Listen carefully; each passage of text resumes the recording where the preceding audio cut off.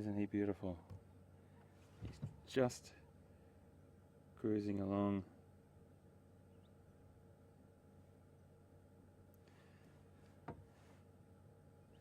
Now he is a black-bellied bustard, spelt B-U-S-T-A-R-D, black-bellied bustard, and he's a beautiful bird. Oh, that's great. Watch this, watch this.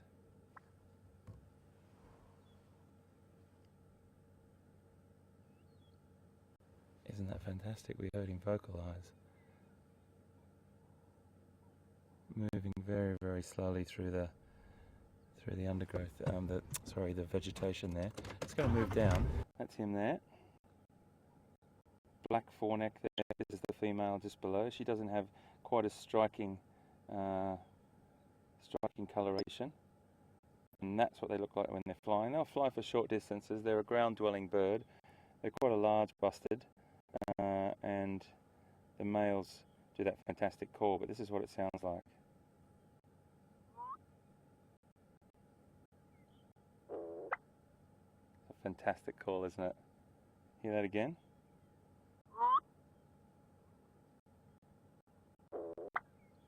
That's a brilliant call, and that's the sort of thing that these apps. Yes, if only they knew what was here yesterday. Tingana, lurking around here for the last 2 days with his zebra dinner up that tree. But he's moved on now.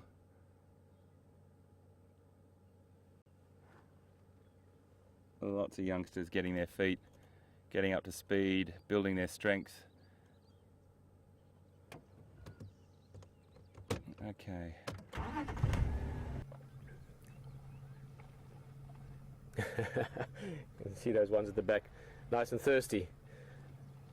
Now it's very relaxed when you see a small group like this. It's actually it's a tiny little group for a breeding herd, so maybe they've just splintered off from a larger herd for the moment. But quite often this time of year, because the waterholes are getting low before the big rains come, you will find the big herds, when they go down to the water, that last couple hundred yards, they sort of stampede down to the water, especially when the water is not that much. In other words, when there's competition amongst the individuals for water, but also once you've got 200 or 300 buffalo all going into the water to try and get to the clean water, they turn it into sort of a muddy soup quite quickly. So you quite often get a bit of a race for it, but in this case, I mean, we're looking at how many buffalo there? 1, 2, 3, 4, 5, 6, 7, 8, 9, 10, about 11 or 12 buffalo. So lots of water for all of them. I'm not seeing the elusive hippo from this waterhole. I know HT's been looking at it quite a bit and building up a little relationship or story around it. But for the moment, I only see these buffalo enjoying a drink.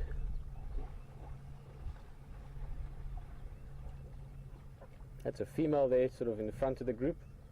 You can see nice wide horns, but not as thick, not as heavy on the bosses, or those the front shields, if you want, on the bulls, or on buffalo you call it the bosses.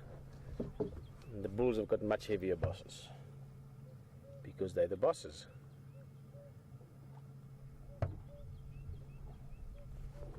Oh.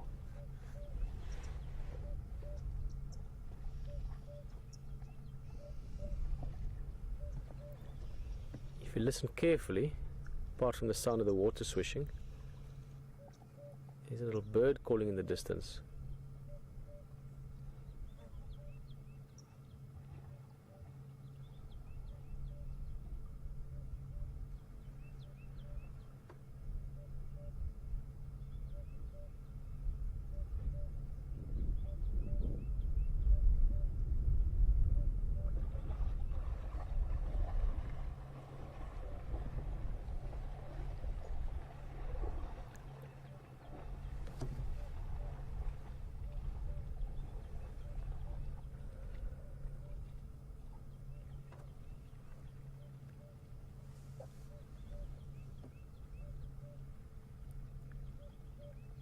Here you can hear the bird again. It's a cuckoo, red-chested cuckoo. No, not a red-chested cuckoo. What cuckoo is this? I'll have to double check that actually. I thought at first it was an emerald spotted dove calling, but then I heard the call didn't go into that sort of ascendance like you find with them. In the meantime, Jules is asking, if there's any diseases here with these animals, especially the buffalo we're looking at now, and what measures are taken to prevent it or help it. Yes, Jules, there are some diseases. Foot and mouth is probably the most serious one with buffalo, which doesn't necessarily affect them all that often, but it can spread to cattle, so that's why it's quite serious. But we don't take any preventative measures. These are wild animals that live a totally wild life, and we do prevent, in the case of buffalo, actually, them from moving into certain parts or large parts of the country to prevent them from getting in touch with cattle. So that would be a preventative measure, not for the buffalo specifically, but to prevent them from getting into touch with animals that might be affected by it.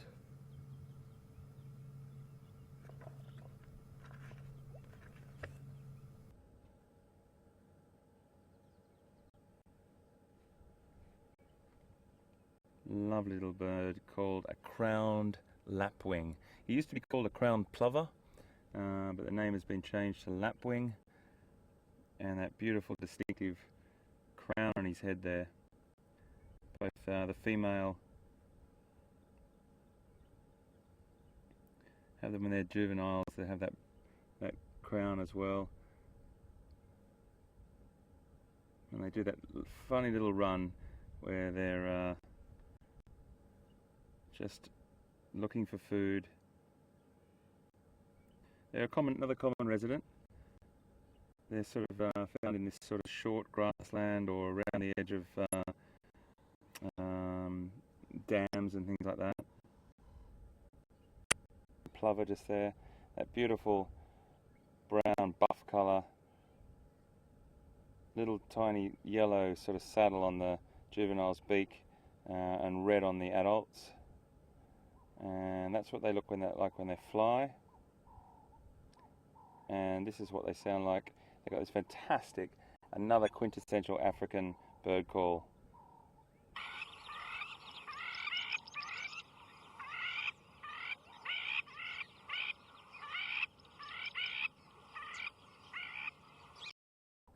Such fantastic creatures.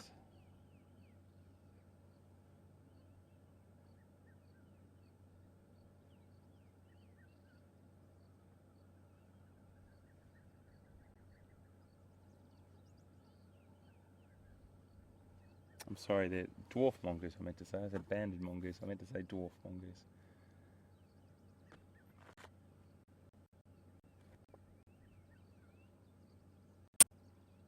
Lovely little guys.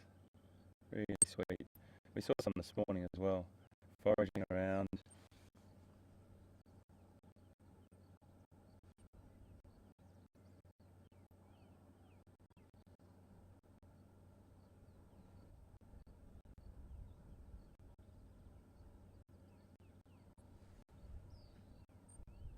They'll have a sentinel. I don't know which one it is, probably that one on the top there. Maybe both of them are doing. They normally just have one sentinel that sits there and keeps an eye out for any predators.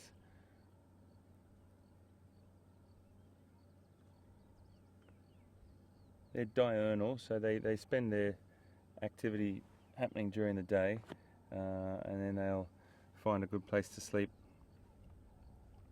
at night. And it's normally the safety of termite mounds again, which is another use for the termite mound. We've talked about that several times, you know. We've talked about the aardvarks and then starting it off, and then the warthog sometimes going in there, and then even hyena. And I've known of left. Look at that little one standing up, just to the left there. Isn't he fantastic? They sort of love the dry sort of. He's beautiful.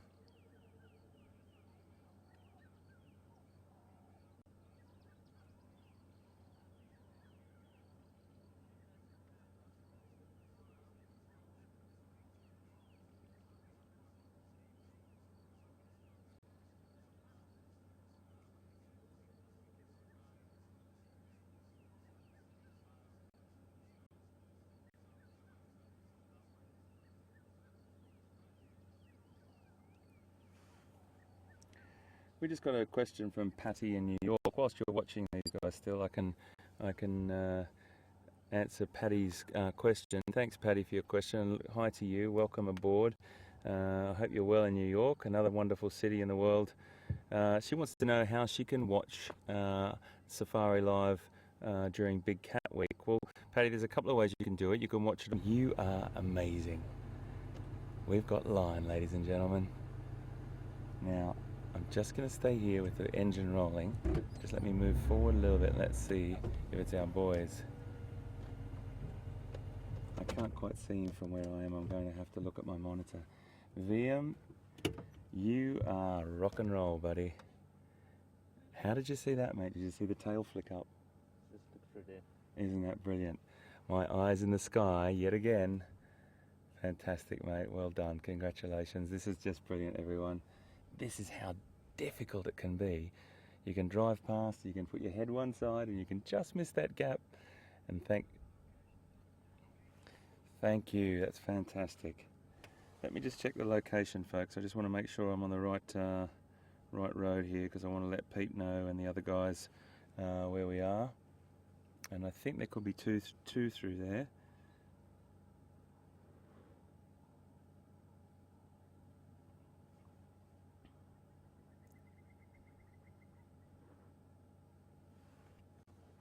Control, do you copy?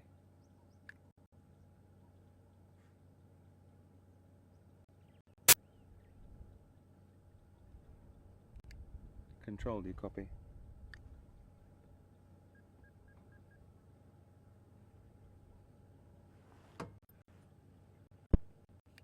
And I've got Ryan, another guy from Arethusa now, coming up. And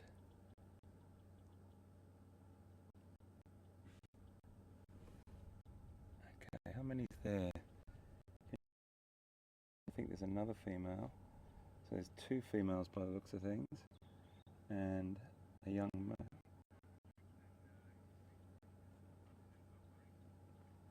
Thank you, Control. Thank you so much. That's fantastic.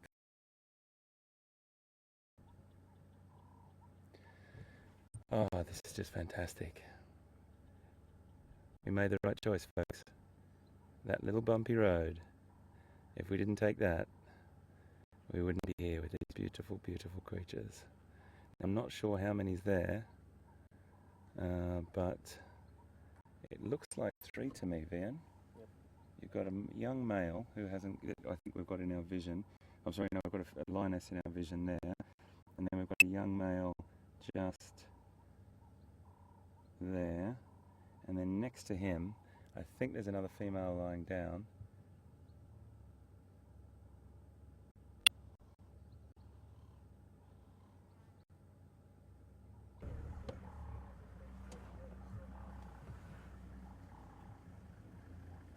Isn't that beautiful, folks? And that's all thanks to this wonderful cameraman, Ryan, and his guests. And we've got a female and a male, a young male at that. He's got a fair few years to get on, but he's still with 2 females.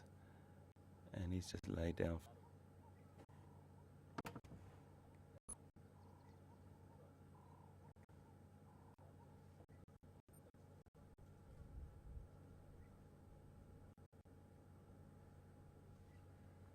Absolutely beautiful, folks. I think Ryan's just spotted a few more down there. So there's another lioness I can see just through there. Really hiding in this thick scrub here. And my goodness, VM, you've got good eyes, buddy. I'm sure people are going to be completely thrilled with this, because this is the sort of thing we talk about so often, folks. Ryan is with a kill, and I'm just trying to figure out where. She's just laid down. He's just laid down. I'm wondering if we can get down or get a little. Oh yes. Let's just sit here and take things slowly. Just going to take a few pictures, a few images, folks, because it's such a beautiful spot. Such lovely framing and everything. I hope you're enjoying this, everyone. Please let us know. I'm sure everyone is as chuffed as we are and I'm just so happy for you, me, everyone. It's just brilliant.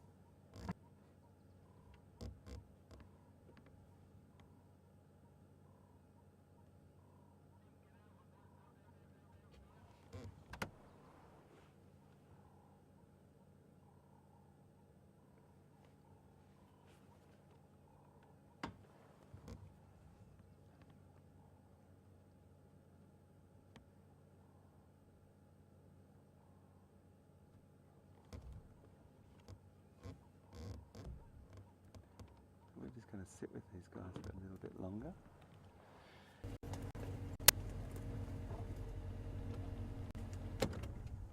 Nice and still for you.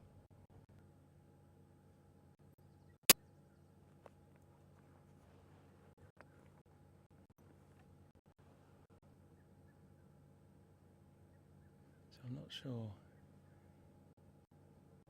how many other animals are down there. We'll just have a look in a second.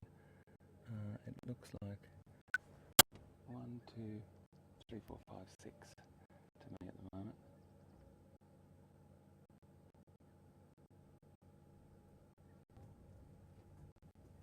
There we go. There we go.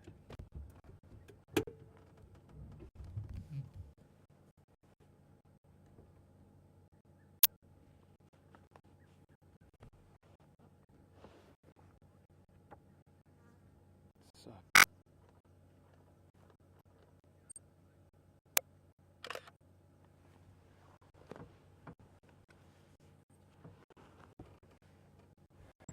So you might be getting a little bit of pixelation, folks, and I really apologise for that, but we're down in one of those drainage lines, one of those dry riverbeds that I've talked about so much, where many animals use as a little bit of a thoroughfare to try and find game, or look from above and look down at him. Hopefully we'll...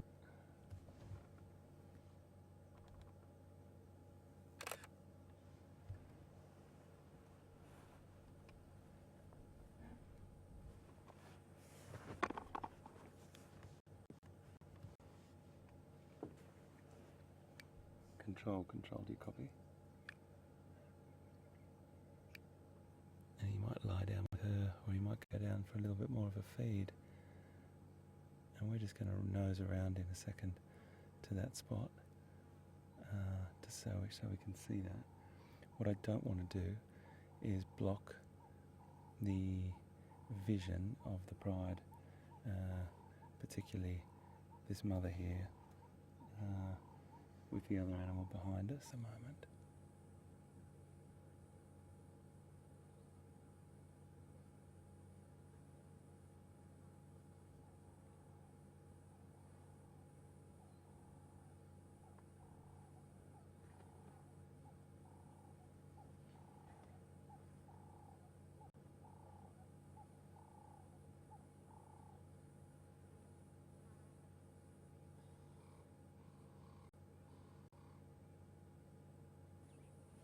Here comes that female.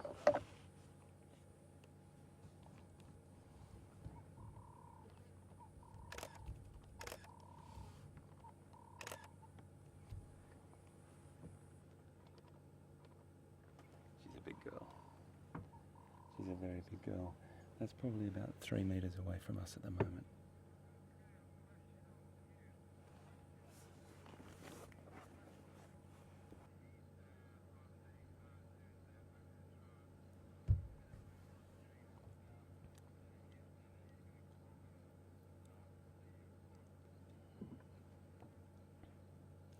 Thanks very much for that. He's probably about 2.5, 3 years old. Maybe about that. So his mane's not fully developed, more like 2.5, I think. And he won't get his full mane till he's about 4 or 5 years old. But when they're about 5 years old, Charlie, they look absolutely magnificent. There's big, wild mane around their neck, which makes them not only really sort of powerful to other lions, but it also protects their head and shoulders when they're maybe having a bit of a fight or a bit of a scuffle to become the dominant male with another pride or something like that. So it's there for protection, Charlie, and it's also there to make the animal look bigger. So hopefully that asked your question, and big hi to Jackie's class and everyone in there from us here on Safari Live, coming to as many questions as we possibly can. Really fantastic.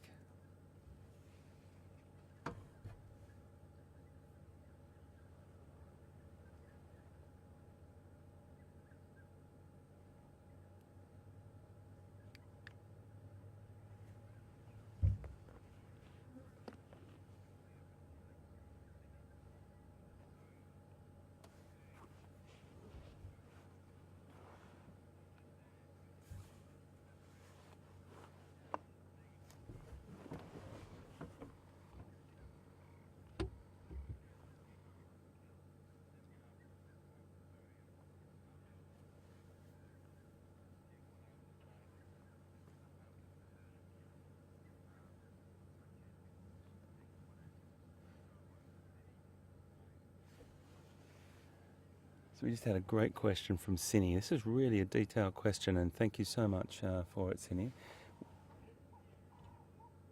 Cindy wants to know if the buffalo was by itself or it was in a herd, and she also wants to know how the pride would have done it. Well, because we didn't actually see it, Cindy, I'm just going to give you a couple of options of how it could have happened. But there could have been a situation where it was a lone male, or moving through the area with maybe another male or a couple of other